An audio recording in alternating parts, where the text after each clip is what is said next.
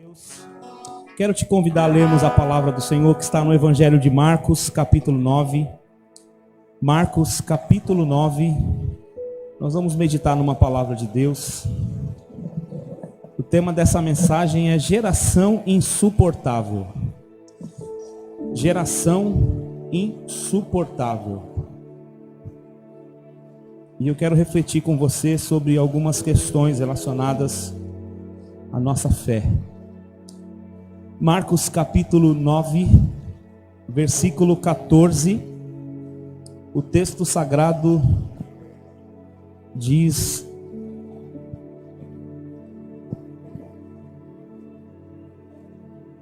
o seguinte. Marcos 9, 14. Se você não tiver com a Bíblia, tem ali a versão que eu estou usando, é a 21, né? Almeida século 21, se for possível colocar dela, aí é melhor. Século 21. Aí vai dizer assim, ó, Marcos 9, 14. Quando chegaram onde estavam os discípulos, viram ao redor dele uma grande multidão e alguns escribas discutindo com eles. E logo toda a multidão, vendo a Jesus, ficou muito surpresa, e todos correram para a direção dele e o cumprimentaram. E Jesus lhe perguntou: o que estáis discutindo? E alguém dentre a multidão lhes respondeu: Mestre, eu te trouxe o meu filho que tem um espírito mudo. Onde quer que o apanhe, provoca-lhe convulsões, de modo que ele espuma pela boca, range os dentes e começa a se enrijecer. Pedi a teus discípulos que o expulsasse, mas eles não conseguiram. E Jesus lhe respondeu: ó geração incrédula, até quando estarei convosco? Até quando terei de suportá-los? Tragam-me o menino. Então eles o trouxeram. Ao ver a Jesus, o espírito imediatamente provocou-lhe uma convulsão, e o endemoniado, caindo ao chão, rolava espumando pela boca. Jesus perguntou ao pai dele: há quanto tempo isso lhe acontece? Ele respondeu: desde a infância, e muitas vezes o tem lançado no fogo e na água para destruí-lo. Mas se podes fazer alguma coisa, tem compaixão de nós e ajuda-nos. Ao que lhe disse Jesus: se podes, tudo é possível ao que crê. Imediatamente o pai do menino clamou: eu creio, ajuda-me na minha incredulidade. Vendo que a multidão correndo aglomerava-se, Jesus repreendeu o espírito impuro, dizendo: espírito mudo e surdo, eu te ordeno, sai dele e nunca mais entre nele. Então o espírito saiu, gritando e agitando muito. O menino ficou como se estivesse morto, de modo que muitos diziam: ele morreu. Mas Jesus, tomando-o pela mão, levantou-o e ele ficou em pé. Quando entrou em casa, seus discípulos lhe perguntaram em particular: por que nós não conseguimos expulsá-lo? Ele lhe respondeu: essa espécie não sai a não ser pela oração e jejum. Amém? Ficamos aqui, vamos orar mais uma vez. Você pode curvar sua cabeça. Pai, nós te agradecemos por essa oportunidade, Senhor, de podermos falar aqui da tua palavra, Senhor, com liberdade. Nós temos aqui, Senhor, esse tempo para podermos refletir naquilo que o Senhor tem para as nossas vidas. O teu evangelho será pregado e anunciado aqui, Senhor. E eu quero te pedir, Senhor, que cadeias se quebrem, Senhor, que fortalezas caiam por terra em nome de Jesus, e que a nossa mente esteja aberta, Senhor, para que o teu Espírito Santo haja na nossa vida, opere no nosso coração e traga transformação, mudança de vida para as nossas vidas, Senhor. Nós te pedimos isso e te damos toda a honra, toda a glória e todo o louvor agora, em nome de Jesus. Amém. Glória a Deus. Meus irmãos, o texto aqui nos apresenta a história de um pai que estava desesperado com um filho doente. Essa cena ela é muito comum de se ver quando a gente vai num hospital, por exemplo. Você vê ali, muitas vezes, um pai ou uma mãe com um filho doente, com um filho à beira, às vezes, até da morte. E acabamos de orar aqui pelo Eric Douglas, né? Um rapaz que eu não conheço, mas é primo da minha prima, né? Lá do Pernambuco. Provavelmente tem uma mãe, tem um pai que está ali sofrendo, preocupado com o filho doente. E essa cena, irmãos, por si só, já é uma cena que de alguma forma mexe com o nosso coração, a nossa emoção. Nós nos emocionamos ao ver uma situação como essa, ao ver um pai desesperado com um filho numa realidade dessa. E nada pode mudar o quadro dessa situação aqui. Porque nesse caso aqui, o menino já desde a infância ele passava por essas crises, ele já era mudo e surdo, e ao mesmo tempo ele tinha essas crises, do nada o demônio pegava ele, o pai já entendia que aquilo era um demônio, por isso ele leva até Jesus para que pudesse expulsar o demônio, mas ele não tem até então nenhuma solução para essa situação, até era uma situação que aos olhos humanos era impossível de ser realizada uma situação que pudesse mudar aquela história. Mas quando a gente olha aqui todo o contexto do que Jesus está realizando, a gente pode observar alguns detalhes interessantes que podem servir para a nossa vida. Hoje é um culto de ceia, um culto onde nós vamos celebrar a morte e a ressurreição de Jesus. E eu quero acreditar, irmãos, com vocês, que existem muitas coisas no decorrer da nossa vida que podem estar atrapalhando a nossa vida cristã, que podem estar nos impedindo de viver aquilo que é a dimensão do que Deus tem para as nossas vidas. Sabe, eu não sei se você pode olhar para esse menino e perceber um menino que ele não podia viver o máximo do que Deus tinha para a vida dele. Ele era um menino que estava limitado, primeiro porque ele não falava, depois porque ele não ouvia. Então só aí ele já tinha uma limitação, mas a vida dele seria até tranquila em todos os sentidos, se não fosse uma situação de que o demônio, além de fazê-lo ficar mudo e surdo, ainda o aprisionasse colocando cadeias nele, onde ele ficava convulsionado. Eu não sei se você já viu alguém convulsionado. Você já viu alguém convulsionado? Nas vésperas do nosso encontro com Deus, nós vivemos uma situação lá em casa que foi uma realidade espiritual ali. Na quinta-feira, da quinta para sexta, antes do encontro com Deus, nós estávamos dormindo tranquilamente, só que todo dia nós colocamos a cachorra para dormir lá fora, que ela tem um quartinho que ela dorme lá no fundo. E aí o que acontece? Nós acabamos esquecendo a nossa cachorra dentro de casa.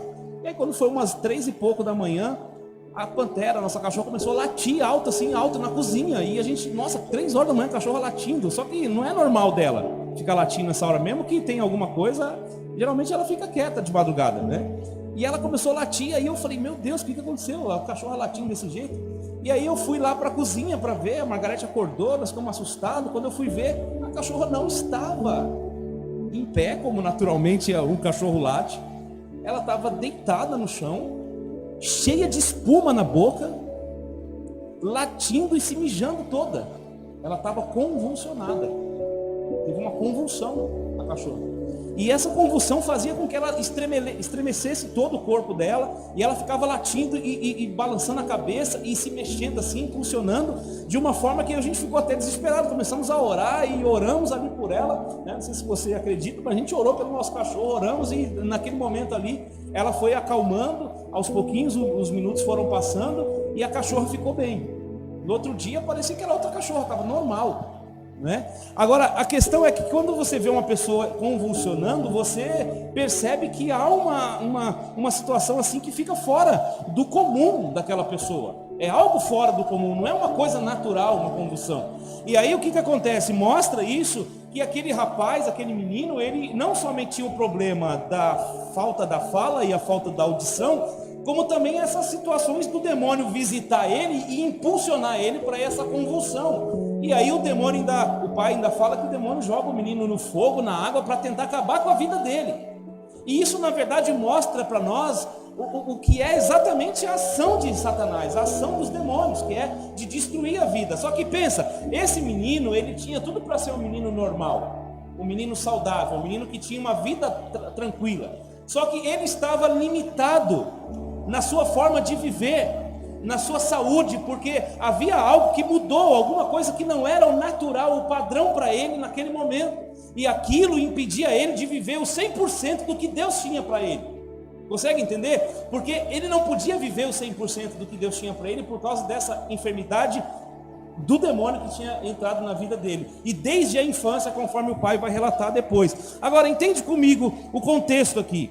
Jesus ele sai com seus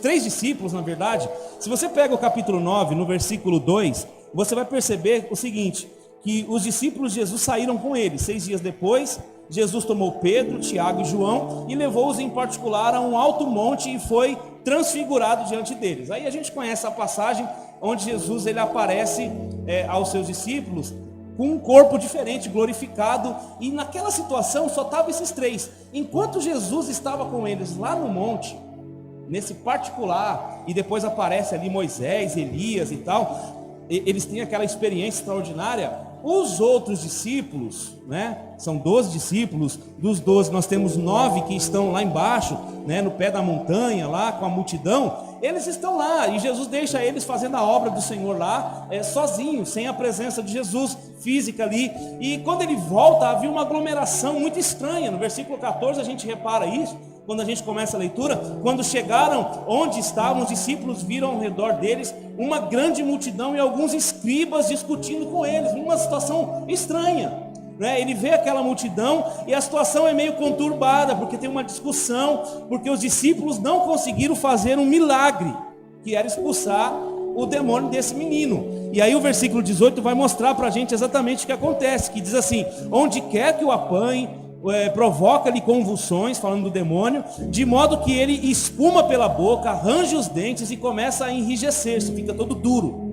Pedi aos teus discípulos que o expulsassem, mas eles não conseguiram. Então aqui é uma confusão ali, porque eles ficaram talvez ali um bom tempo fazendo ali alguma oração, fazendo alguma coisa, e aí não conseguiram. E aí o pai desesperado entra no meio da história. Imagina a cena, irmãos. Eu quero que você visualize o que nós estamos lendo aqui, porque parte da nossa compreensão passa por nós conseguirmos visualizar o que está acontecendo e entender o que realmente está vivendo essas personagens do texto. E aí o que acontece? Jesus ele repreende, né, a todos repreende a todos com uma declaração sobre fé. E é por causa dessa declaração que o tema que eu coloquei na mensagem é geração insuportável. E a gente vai ver alguns detalhes aqui que tem a ver com isso, Jesus repreendendo eles a respeito da fé. Aí o texto do versículo 19 diz assim: Jesus respondeu a eles: ó geração incrédula, até quando estarei convosco? Até quando terei de suportá-los? Tragam-me um menino. Pastor, pega um pouquinho de água para mim, por favor. Esse versículo 19, ele é a base para aquilo que a gente precisa pensar hoje. Porque veja bem, irmãos, o que está em jogo aqui, na verdade, é a fé. O que está em jogo aqui nessa história, na verdade, é a fé. E Jesus ele começa na sua repreensão dizendo sobre uma geração incrédula. Ele começa declarando que é uma geração incrédula. E eu quero refletir com vocês sobre alguns detalhes. Olha só, geração aqui fala de alguém que foi gerado de alguém, certo? Isso aqui é muito óbvio, na verdade. Quando a gente fala de geração, nós estamos falando de uma sequência de pessoas que nasceram a partir de alguém. Fala, na verdade, da origem. Só que aqui o texto não está falando disso, não tem nada a ver com isso. Mas eu quero que você traga isso para o cenário espiritual. Olha o que João, capítulo 3, versículo 5 ao 8, vai nos dizer. Vamos ler esse texto. João, capítulo 3, versículo do 5 ao 8. Olha só. Jesus respondeu: em verdade te digo, que se alguém não nascer da água e do Espírito, não pode entrar no reino de Deus. Guarda isso, sequência. O que é nascido da carne é carne, e o que é nascido do Espírito é Espírito. Não te admires de eu te dizer, necessário vos é nascer de novo. Versículo 8, o vento sopra onde quer e ouves o seu som, mas não sabes de onde vem, nem para onde vai. Assim é todo aquele que é nascido do Espírito, ou seja, originado no Espírito. E quando Jesus fala geração, ele está falando obviamente daquelas pessoas. Mas eu quero trazer aqui como uma luz para a gente compreender o que eu quero trazer para vocês, essa referência que fala do nascimento do Espírito. Quando nós nascemos do Espírito, a nossa visão ela não é mais a visão natural das coisas de Deus. nós não podemos, uma vez que agora somos de Cristo, uma vez que agora nascemos em Deus, por meio da fé em Jesus, nós não podemos agora ter uma visão natural, como aqueles que nasceram da carne, aquele que nasceu de uma mulher. Quando fala da carne é isso, o nascimento carnal, o nascimento natural da vida. A criança que nasce, fala de uma geração, da origem carnal, da origem humana. E ele fala, ó geração incrédula. Por que eu estou trazendo essa ideia de João para nós? Para nós entendermos que a nossa vida precisa ser vivida no ponto de vista de uma visão espiritual das coisas de Deus. Para que a gente não caia, né, no pecado de sermos encontrados como incrédulos. Porque mesmo sendo nascido de Deus, podemos cair no pecado de estarmos do lado da incredulidade, porque estamos nascidos de Deus, olhando o mundo na perspectiva humana. Irmãos, nossa mente foi aberta. Nosso espírito, né, recebeu a revelação do céu sobre a fé em Cristo. E portanto nós não podemos viver numa esfera, né, como Jesus repreendeu aqui, geração incrédula. Geração incrédula deveria ser para quem não conhece a Jesus. Deveria ser uma repreensão para quem não tem a palavra da fé, para quem não conhece os princípios do reino de Deus. E aí no versículo 5 de João, olha isso que interessante. Ele diz o seguinte, que não pode entrar no reino de Deus.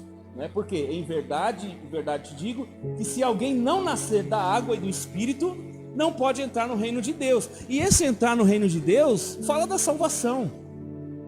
Só que eu quero pensar com você dentro disso também, que entrar no reino de Deus você pode entender o seguinte: entrar na atmosfera do sobrenatural.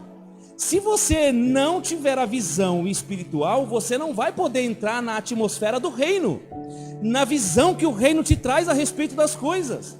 Irmãos, nós não podemos ver as coisas, porque alguém poderia dizer assim: esse menino está sofrendo, ele é mudo, ele é surdo, mas a ciência já explica isso. Se fosse nos dias de hoje, iam falar que ele tem o quê?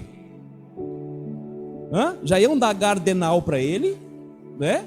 Porque ia falar que ele tem um probleminha lá no cérebro, né? Não sei o nome daquele negócio que tem lá no cérebro, que dá, humanamente falando, a origem de uma doença que é muito igual a essa daqui. Quem já viu uma pessoa que tem epilepsia, essa doença, né? Vou falar, não, o diagnóstico humano, visão natural, nesse caso aqui, né? Não estou falando que toda epilepsia é demônio também, tá? Não estou generalizando. O que eu quero que você entenda é que se a gente vive na dimensão do espírito, nós vamos ter o discernimento espiritual para perceber se uma coisa é espiritual ou se é natural, porque existem muitas enfermidades que são naturais, inclusive até da velhice. Às vezes a pessoa está chegando numa certa idade, as vistas ficam cansadas. A Bíblia fala disso. O Jacó, quando estava velhinho, como é que a vista dele ficou? Ficou cansada. Você não vê lá os filhos dele indo repreender a cegueira do pai. Não. Porque era um fator de enfermidade natural. Agora, existem essas situações em que demônios estão agindo. E aí, irmãos, a gente não pode ser uma geração incrédula nesse sentido, ou seja, no sentido de que nós não temos a visão espiritual do que está acontecendo. E nós só teremos a visão espiritual se nós andarmos por fé, entendendo que essa geração incrédula é a geração que está andando na visão natural das coisas de Deus, está olhando as coisas do ponto de vista humano. Nós não fomos chamados para olhar as coisas do ponto de vista humano. Nós não fomos chamados para viver as coisas do ponto de vista humano, mas sim do ponto de vista espiritual, porque as coisas espirituais não podem ser explicadas pela visão humana, mas as coisas humanas podem sim ser explicadas do ponto de vista espiritual, porque o ponto de vista espiritual nos dá a revelação do que é natural, nos dá a revelação do que é normal nessa terra. Agora o contrário não dá.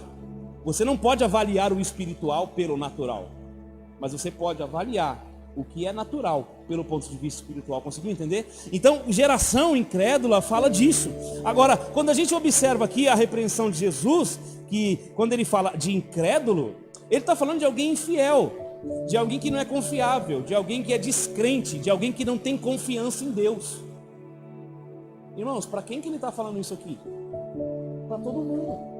é para a multidão, é para o Pai, é para os discípulos que não conseguiram expulsar o demônio, é para o pai que não tinha fé para poder acreditar que podia acontecer, é para todo mundo aqui nesse contexto. Essa palavra de geração incrédula é para aquele monte de gente que estava ali, para que eles pudessem perceber que eles eram uma geração, de fato, que tinha origem espiritual, não origem natural. Incrédula, que não estava percebendo a atmosfera do sobrenatural naquele lugar, inclusive os discípulos de Jesus que estavam ali com ele. Agora veja bem, ele diz na sequência, para esses que ele está dizendo que é incrédulo, no versículo seguinte, no mesmo versículo 19, ele diz assim: até quando estarei convosco? Ó geração incrédula, até quando eu estarei com vocês? Sua presença deve ser vivida de forma espiritual, da mesma que era o natural. A presença de Jesus era para ser vivida naquele momento de forma espiritual, mesmo ele não estando ali. Lembra? Eles estavam sozinhos, Jesus subiu para o monte. Jesus fisicamente não estava ali. Mas o que Jesus esperava que eles fizessem? A expectativa de Jesus em relação a eles era que, mesmo ele não estando lá fisicamente, eles operassem o ministério deles por fé. E tanto é que isso é um fato, que quando você lê esse mesmo texto no capítulo 9 de Mateus, a sequência que vem depois é relacionada à missão que Jesus estava dando a eles. Jesus vai enviá-los de 2 em 2 para ir pregar o evangelho na comunidade. Por quê? Porque Jesus está treinando eles, dizendo o seguinte: olha, vai ter um momento que vocês vão estar fazendo isso sozinhos. Eu não vou estar com vocês fisicamente. Então vocês precisam ter a confiança, porque havia neles aqui, irmão, nesse contexto aqui, havia uma insegurança. Havia uma insegurança. Sabe, quando a gente não tem uma referência, a gente é inseguro. Quando a gente não tem por exemplo, um filho, quando ele quer andar de bicicleta e o pai não está do lado, ele se sente inseguro. Ele quer aprender. Eu vi isso no Eric esses tempos atrás. O Eric cismou que ele tem uma bicicletinha lá, um tempão, que era do Natan, que passou para ele. E essa bicicletinha estava lá um tempão parada com a rodinha. O Natan não teve coragem de querer andar, deixou para lá, não gostou. Desde quando o Natan era pequenininha, essa bicicleta lá, ela está apodrecendo já, vai estar velha pra caramba. E o Eric também nunca cismou. Aí do nada o Eric, pai... Só que o Eric sempre andou com a bicicleta, só que com a rodinha. O Eric usou a bicicleta muito mais do que o Natan.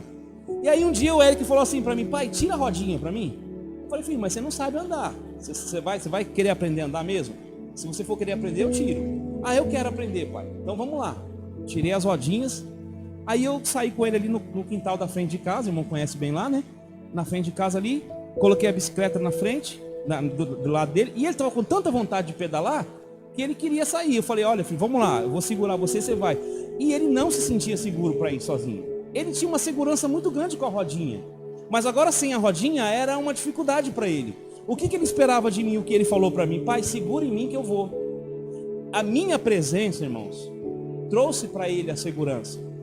A minha presença como referência de cuidado trouxe para ele a segurança de que ele iria conseguir. Irmãos, não passou muito tempo não. Eu segurei no banco embaixo e fui empurrando ele. Daqui a pouco ele conseguiu dar umas 2 pedaladas. Aí a gente foi até o outro lado com ele segurando. Depois eu fui segurando no ombro dele e fazendo a volta com ele. E irmãos, foi umas 4 voltas só. Daqui a pouco o moleque desembestou a andar, rodando. Falei: nossa, que bênção, né? E aí o que acontece? Ele ganhou segurança quando ele viu que ele estava andando sozinho, e ele olhou para trás e eu não estava. Meu irmão, ele ficou mais seguro ainda, ele começou a andar, e a minha presença ali fez com que ele pudesse se sentir bem, com que ele pudesse sentir confiança. Sabe, irmãos, o que acontece com esses discípulos? Jesus não estava com eles lá, e provavelmente foi isso que fez com que eles se sentissem inseguros, que fez com que eles não crescem no que Deus podia fazer através deles. Porque Jesus já estava treinando, preparando eles. Tanto é que o próximo passo seria jogá-los diante das realidades de expulsar demônio. Porque quando Jesus manda eles de 2 em 2, fala: vocês vão entrar nas casas, expulsar demônio, curar enfermo. tinha nada de diferente do que eles iam fazer daqui no próximo passo. A questão é que agora, nessa situação, enquanto Jesus estava lá com os 3, os 9 estavam aqui embaixo, eles estavam se sentindo inseguros. Meu irmão, quantas vezes nós nos sentimos inseguros? Sabe o que acontece, irmão? Nós nos sentimos inseguros porque nós achamos que Deus não está com a gente. Nós achamos que não tem ninguém, nós estamos sozinhos. Nós achamos que estamos sozinhos. Sabe? E essa é a maior mentira que Satanás quer pregar para a gente. Você não pode não, Azael. Você não tem capacidade. Você não pode não, pastor Laerte. Olha, não dá. Para você não. Isso aí para você não dá não. Já passou a idade. Ai, Mancida, para você isso não dá. Não dá. E aí você acredita nessa palavra. E você fica com medo. Você se sente inseguro. Porque afinal de contas você não consegue ver Deus com seus olhos carnais. Mas é aqui que entra a fé. É aqui que entra a fé, que é a convicção das coisas que a gente não vê. A convicção e a certeza daquilo que nós esperamos. A convicção de que Jesus está conosco, segurando no banquinho de trás, enquanto nós estamos ali, ralando de pedalar, fazendo a nossa parte, fazendo a obra do Senhor, fazendo aquilo que é para ser feito, se colocando na presença dEle, dizendo: Deus me usa, eu sou incapaz, eu sou pequeno, mas eu consigo, porque o Senhor está comigo na retaguarda. E muito pelo contrário, Ele não está na retaguarda. Ele não está só na retaguarda. Ele está na frente, Ele está do lado, Ele está nos cercando com a sua graça. Mas os discípulos, quando eles veem a realidade, é a gente e o demônio aqui. É a gente e o enfermo. E essa multidão inteira como testemunha. Irmãos, provavelmente eles ficaram nervosos. Provavelmente eles ficaram aqui muito inseguros. Porque a falta da presença de Jesus fez com que eles ficassem assim. E é lógico que a gente sabe que Jesus estava aqui fisicamente. E era natural que isso acontecesse. Mas lembra, tudo é um treinamento. Depois Jesus ia completar essa situação. Ele ia dizer: olha, vocês não estão sozinhos, lembra? Eu vou para o Pai. Ele já ia preparar os discípulos para aquilo. Eu vou para o Pai, vocês vão ficar sozinhos. Vocês vão ter que fazer o negócio acontecer sozinhos. Vocês vão ter que fazer a coisa acontecer mesmo sem me ver. E não só vocês, mas os outros que também vão crer em mim, os outros discípulos que vão crer por causa de vocês, vão enfrentar o mesmo dilema. E pior, eles não viram eu, eles não me viram como vocês me viram. Eles não ouviram as palavras que vocês ouviram. Eles vão ter só uma Bíblia para acreditar em tudo isso que eu estou falando para vocês. Você está entendendo? E aqui o que ele quer mostrar para nós? Que nós temos sim a segurança. E não é uma segurança humana, mas é a segurança da fé que habita em nós. A fé que nos faz crer que o Espírito do Senhor está sobre nós, que Ele nos ungiu e nos capacitou para fazer a vontade de Deus. Até quando eu tenho que estar com vocês? Até quando estarei convosco? Porque só quando estou com vocês que a coisa acontece. Mais ou menos isso ele quis dizer. E aí a sequência ele vai dizer no versículo 19 ainda: até quando terei de suportá-los? E aqui, irmãos, é uma repreensão forte também. Suportar, se a gente fosse no dicionário português, teria a ver com ter sobre ou contra si, aguentar, resistir. Olha que interessante, né? A pilastra suporta uma viga. Então você tem uma viga e você tem as pilastras que suportam o peso. Jesus está dizendo: vocês sem fé, eu preciso suportar vocês. É como dizer assim: sem fé vocês são um peso para mim. Cara, é pesado isso. Até quando que eu tenho que suportar isso? Essa falta de fé, essa incredulidade. Geração incrédula, povo ruim. Vocês sem fé são insuportáveis. Não dá para aguentar não. Tipo, Jesus está dizendo assim: não dá para aguentar vocês. Sabe, e eu fico pensando, irmãos, como nós somos assim. Como nós nos identificamos com tudo isso aqui? Como nós nos assemelhamos com esses discípulos? Porque nós outrora cremos em Jesus para nossa salvação, não cremos?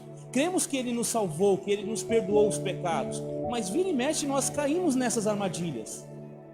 de não acreditarmos que podemos realizar algo para Deus, de não acreditarmos que Deus está presente numa hora de luta, numa hora de dificuldade, numa hora em que os conflitos batem na mente, que a gente fica com o cabeção pirando. Quando a gente não vê saída, a gente se debruça sobre a nossa própria desgraça e fala: mais uma vez eu estou aqui. Quando Deus está esperando de nós, irmãos, uma atitude de fé. E quando eu falo fé, não é uma declaração de boca, eu creio. Não é uma declaração de alguém que está dizendo assim: não, eu acredito. Como algo que só sai da boca, como uma expressão de alguém que está esperando que ao falar a coisa vai acontecer. Que é o que alguns chamam de confissão positiva. Fomos até muitos anos atrás ensinados sobre isso. Declara que a tua bênção vem, que a tua bênção vem. Declara aí, declara, e daí. Você declarou tanto, e o que mudou a sua vida de tanto declarar? Porque nós não vivemos de declarações nossas, irmãos. Essa é a questão, nós somos mal instruídos nisso. Nós somos instruídos que a gente tem que declarar. Só que esse declarar não muda nada, sabe por quê? Porque a gente não tem fé. E sem fé não tem como a gente caminhar. A questão é que ele diz: até quando eu vou suportar vocês? Porque o suportar aqui tem a ver com Jesus, ele nos sustentar nessa incredulidade. Jesus não vai poder nos caminhar conosco por muito tempo, nos levando nos ombros. E não é que ele não possa, irmãos, entenda isso. Não é que Deus não possa, Jesus não possa fazer isso. Jesus pode. Jesus pode nos levar nessa jornada em suas costas. Ele pode. E fazer tudo por nós, mesmo sem nós fazermos. Ele até pode. Mas ele decidiu não fazer assim. Ele decidiu não agir dessa forma. Ele decidiu que só vai agir na nossa vida por fé. Ele decidiu que só vai realizar na nossa vida por fé. É a fé nesse momento, então, ela é aquilo que move o coração e a mão de Deus em nosso favor. A fé é aquilo que vai nos fazer adentrar na dimensão do reino de Deus para nós.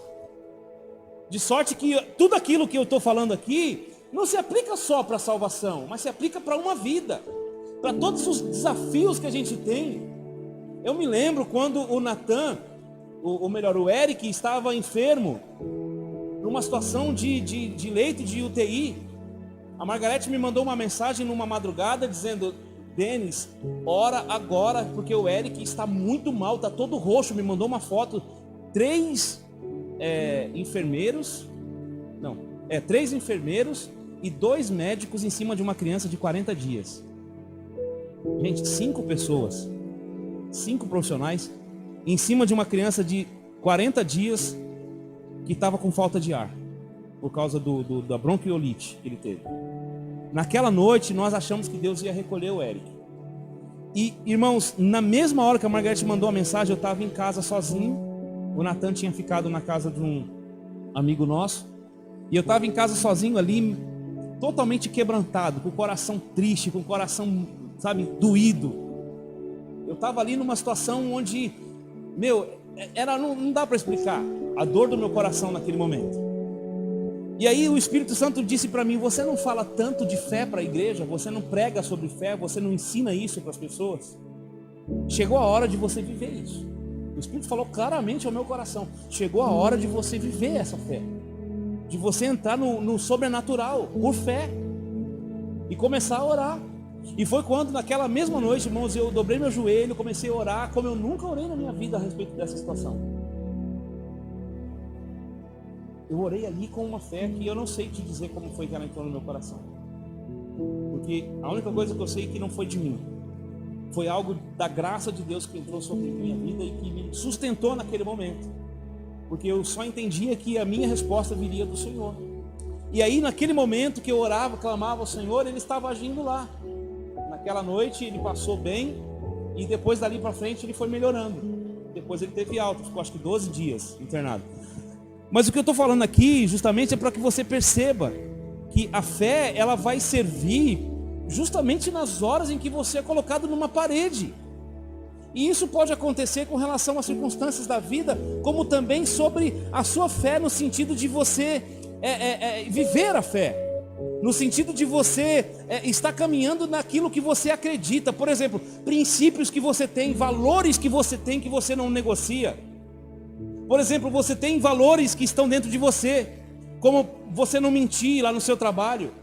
E muitas vezes a nossa fé é provada quando nós somos confrontados com realidades assim, que colocam a nossa fé, ou seja, a nossa profissão de fé, diante de circunstâncias que a gente vai ter que negar.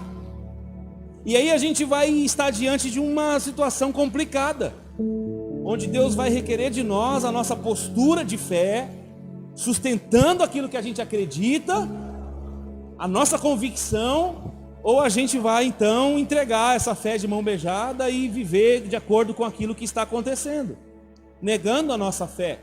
Consegue entender? Então o que Jesus está mostrando aqui é justamente isso. Eu não vou poder ficar suportando vocês, levando vocês nas minhas costas. Vocês têm que viver isso. Essa aqui é a parte onde você pratica. Essa aqui é a parte em que você não vai ficar declarando coisas. É onde você coloca em prática. É onde você, a partir do momento que você está diante das realidades que te fazem jogar para baixo, que te fazem entristecer, que te fazem pressão, você se levantar com autoridade, Diego. Você dizer assim, cara, tudo aqui conspira contra. Mas para e pensa. Aí você fala com você mesmo, Denis, pensa bem. Tudo aqui conspira contra. Será que não é hora de você se levantar e parar de murmurar, de reclamar, e parar de ficar pensando só na situação como está complicada, e você nesse momento começar a orar, e talvez dobrar a tua oração e começar a jejuar, começar a buscar com mais intensidade, porque acho que nos falta isso, uma postura dessa forma. Agora, qual que é a raiz da solução? Porque a gente poderia identificar a raiz do problema aqui. E a raiz do problema a gente já sabe. O que ocasionou aquela enfermidade? O que ocasionou? O menino ser mudo, surdo. Qual que era a raiz do problema? Pode falar. Demônio. A raiz do problema a gente já sabe. O pai já sabia. Quando ele chegou para os discípulos, ele falou, tem um demônio. Ele não fala, ele não ouve, mas tem um demônio nele. E quando o demônio pega ele, porque, vamos pensar assim, irmão, se não tivesse o demônio, o pai ia conviver com a falta da fala, ia viver tranquilamente. Se o demônio não se manifestasse dessa forma pesada, jogando o menino, o pai ia conviver. E talvez, irmãos, nós estamos convivendo com demônios dizendo coisas pra gente. Talvez nós estamos convivendo com coisas que não incomodam tanto, que não faz a gente ficar numa situação de perigo. A gente está convivendo com demônios dizendo que você não pode, não vai dar certo. Olha para você, sabe, demônios que vão te rotulando, isso na sua mente, são fortalezas de trevas que às vezes estão sobre nós, nos pressionando para a gente ficar incrédulo, para a gente permanecer assim. Então a raiz do problema a gente já sabe. Essas vozes negativas que tentam nos fazer conviver com esses problemas, a gente já sabe a origem delas. Agora, qual é a raiz da solução? A raiz da solução é a fé. E aí a gente vai ver aqui, quando o pai fala com Jesus, o rapaz estava sem a crise, né? Porque quando o pai vai lá até Jesus, o rapaz não estava tendo a crise da convulsão. Provavelmente ele estava ali tranquilo, sentadinho, bonitinho. Não estava tendo alvoroço. Porque o texto vai nos ensinar, vou nos mostrar isso. O versículo 20 vai dizer isso. Então eles o trouxeram, e ao ver Jesus, o espírito imediatamente provocou-lhe a convulsão. Então até esse momento que Jesus não tinha chegado, o espírito imundo estava quietinho lá. O espírito estava quietinho. Agora, desde a infância, era essa a situação desse menino. Versículo 21 fala Jesus perguntando, desde quando? Porque eu fico imaginando Jesus numa calma, tranquila, assim, o demônio estribuchando, e Jesus tranquilo, tipo assim, ele tem o controle, irmão, da situação. Aí ele para conversar com o pai, então, pai, e o pai desesperado. Quanto tempo ele fica assim? Jesus, desde a infância, Jesus faz alguma coisa, Jesus, sabe aquela situação do pai? E Jesus trocando uma ideia na paz. Aí a gente vê o que? Ele diz o seguinte, no versículo 22. Muitas vezes o lançando na água, no fogo e tal. Aí na parte B. Mas se podes, olha que o homem diz. Mas se podes fazer alguma coisa, tem compaixão de nós e ajuda-nos. Ajuda-nos. Por quê? Porque o menino ficou agora alvoroçado por causa do demônio que se viu diante de Jesus, e não há espírito maligno que se veja diante de Jesus que não se manifeste. E aí o homem diz, né, e pergunta isso para Jesus. E Jesus, é interessante a resposta dele, que ele faz uma pergunta, né? Se podes, eu imagino Jesus de uma forma irônica até. Tipo, até rindo assim, se podes? Você pergunta para mim se eu posso? Né? Opa! Né? E aí o que ele diz? Porque, irmãos, a questão não estava em Jesus poder ou não poder. Pega essa aqui, pega essa. A questão não está em Jesus poder ou não poder fazer, porque Jesus ainda diz, se podes, ele pergunta, e depois ele afirma, tudo é possível ao que crê, versículo 23. Então, a raiz do problema não é Deus poder realizar não, meu irmão. Ou melhor, a raiz da solução. A raiz do problema a gente sabe que é o demônio. A raiz da solução não está no poder de Deus. Deus pode, ponto. Deus pode para mim como pode para você, Azael. Deus pode para mim como pode para você, Juliana. Ele pode, e isso é o ponto. Acabou. Não tem mais conversa daqui para frente. Deus pode. A questão é, eu tenho fé para ativar o pode de Deus? Eu tenho fé para fazer se materializar aquilo que eu estou buscando? Eu tenho fé para que aquilo que eu quero se concretize? Irmãos, eu não sei se você está apanhando aqui, espiritualmente falando, mas eu quero que vocês pensem o seguinte: eu estou apanhando a semana toda com isso aqui, então não é justo eu apanhar sozinho. Não é justo, porque a raiz da solução é a nossa fé. Não vou colocar como raiz do problema. O problema são os demônios. Eles estão agindo, ninguém pode mudar isso agora. O que nós podemos agora é exercer fé para mudar a realidade. E é aí que começa a solução. É aqui que começa a solução dos nossos problemas. Não é em que Deus pode ou não pode, ou tem demônio ou não tem. Você consegue pegar aqui a solução? A solução está em que Deus pode. Mas você tem fé para acreditar que pode acontecer conforme Deus pode? Porque aqui o versículo vai dizer o seguinte, versículo 23. Ao que disse-lhe Jesus, se podes, e eu acrescento até a risadinha, se podes, tudo é possível ao que crê. Imediatamente, versículo 24, convencido pela palavra de Deus, o pai do menino clamou, eu creio, mas olha só, ajuda-me na minha incredulidade. Como que é isso, pastor? Eu creio, ajuda-me na minha incredulidade. Aqui é um pouco de sincericídio, né? Eu estou sendo sincero, mas eu estou me mostrando aqui que eu não creio. E no fundo, irmãos, isso aqui é a expressão do diagnóstico que Jesus já tinha feito da geração incrédula. Esse homem também é um reflexo disso. Essa declaração também é uma referência para isso. Eu creio, mas ajuda na minha incredulidade. Como é que eu creio e tenho incredulidade? Como é que eu creio e ainda tenho incredulidade? Consegue entender? Como é que ao mesmo tempo que eu creio, eu ainda tenho incredulidade? Ajuda-me na minha incredulidade. Ele foi sincero, ele foi honesto, e nós precisamos ser também. Nós precisamos ser honestos com Deus. Eu creio e ajuda na minha incredulidade. Jesus não expulsa o demônio, mas Jesus então expulsa o demônio na sequência disso. E o menino fica normal, fica salvo ali, tranquilo. Agora, nos bastidores, a gente vai caminhar para encerrar essa mensagem. Há uma outra questão. Quando eles vão para o quarto com Jesus, quando eles vão ali para aquele momento onde eles estão a sós com Jesus, quando a Bíblia fala que eles chegaram na casa, e no particular eles perguntam para Jesus, no versículo de número 26, ou melhor, 28, quando entrou em casa, seus discípulos lhe perguntaram, em particular, por que não conseguimos expulsá-los? E é interessante, irmãos, que a pergunta deles, Jesus responde com duas coisas. E eu quero nessa conclusão que você pense sobre isso. Essa espécie de demônios, ela é diferente. Primeiro ponto.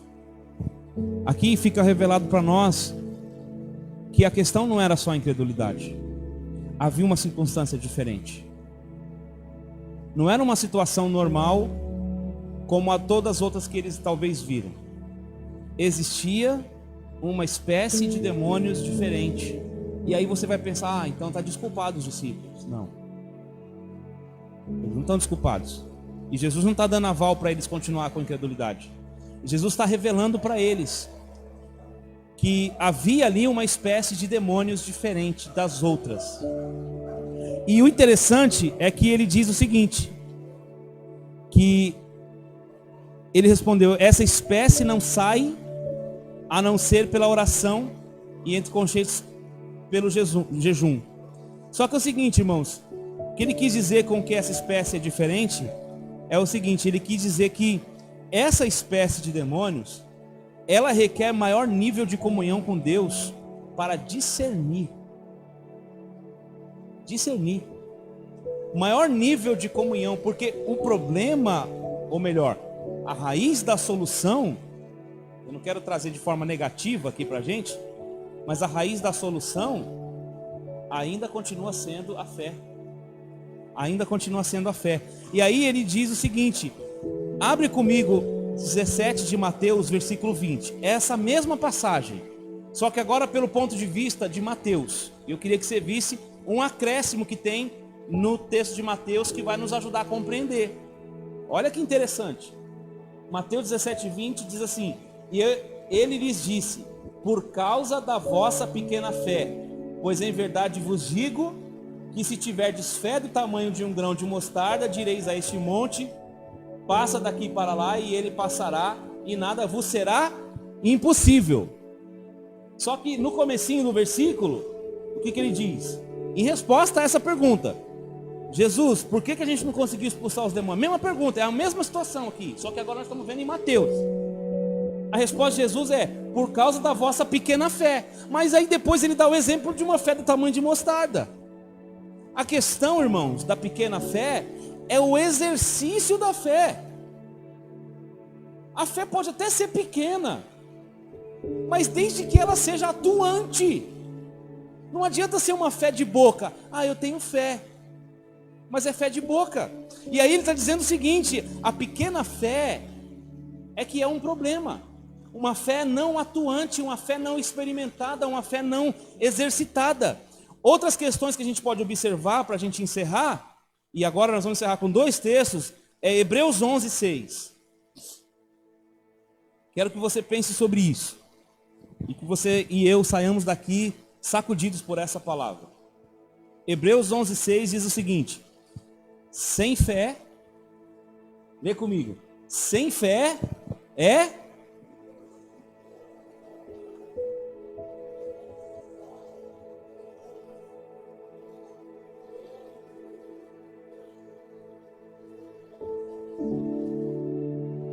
impossível, guarda isso no seu coração, irmãos. Se você puder memorizar esse versículo. Sem fé é impossível agradar a Deus. Nós somos insuportáveis. E sabe aquele sentido do insuportável que a gente dá para uma pessoa que é chata? Não é o texto não traz essa ideia. Mas eu queria pensar com vocês.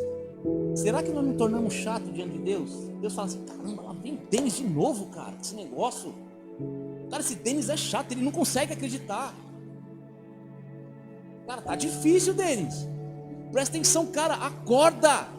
Tipo, dá vontade de dar um peteleco na gente assim, meu, acorda pra vida. Sem fé, nós não podemos agradar a Deus.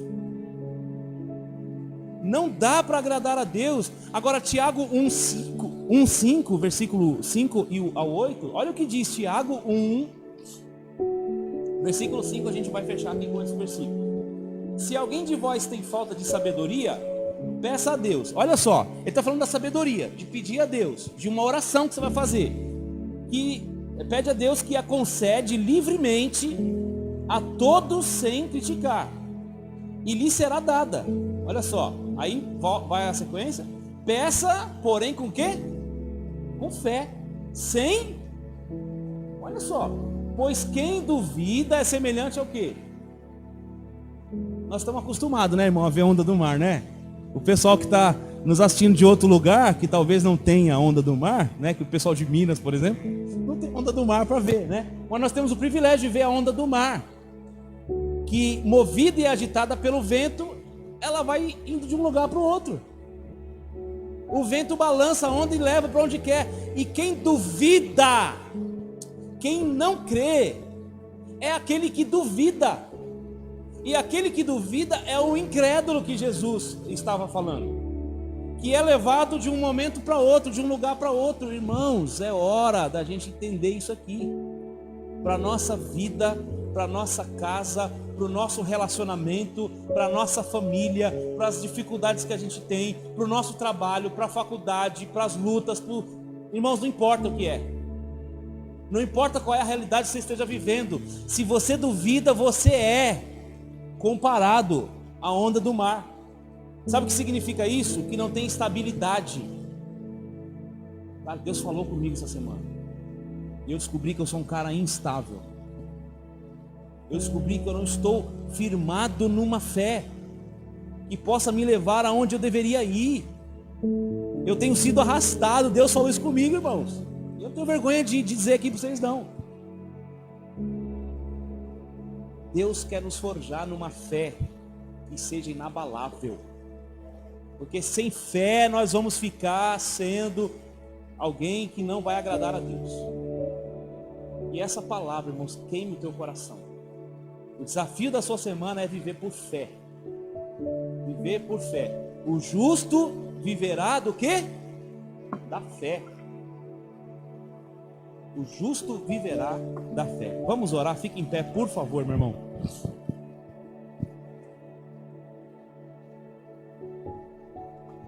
Não deixe a sua fé ser abalada.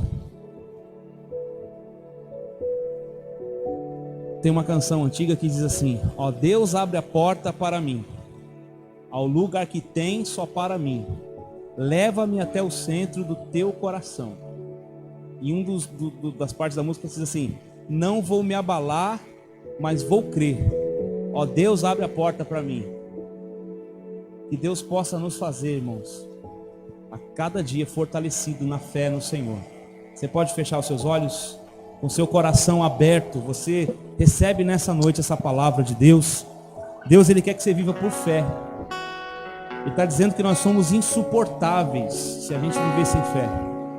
E talvez seja hoje o dia que Deus está mostrando para você uma realidade. Talvez você está como eu, andando sem fé, mesmo sendo crente, mesmo muito tempo na igreja, você está andando de forma carnal. E o Espírito Santo está dizendo assim: cara, cadê aquela fé que você tinha? Cadê aquela fé que você tinha, que acreditava que até quando o pardal entra na sua casa, você foi visitado pela presença de Deus? Agora pode vir um pardal, pode vir um bando de aves que você não vai acreditar mais em nada. Oh Espírito Santo, em nome de Jesus, nós colocamos o nosso coração aqui nesta noite diante de Ti, Senhor.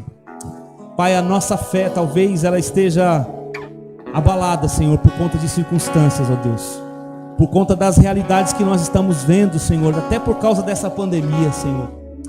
Tantas coisas mudaram, Senhor, tantas coisas nos trouxeram incertezas, ó Pai. O cenário político está aí, Senhor, nos trazendo incertezas, ó Pai. Senhor, a inflação, tantas coisas, ó Pai, no cenário financeiro deste mundo, Senhor. Oh, meu Pai, o mundo está, Senhor, vivendo caos em todos os lugares, Senhor. Tantas coisas à nossa volta, Senhor, a questão financeira do nosso país, oh Deus, a corrupção, a crise, Senhor, oh Deus, em tantas áreas das instituições, Senhor, nós estamos aqui, Senhor, neste mundo diante de tantos desafios, ó Pai. A fé tem passado, Senhor, ó Deus, por mudanças.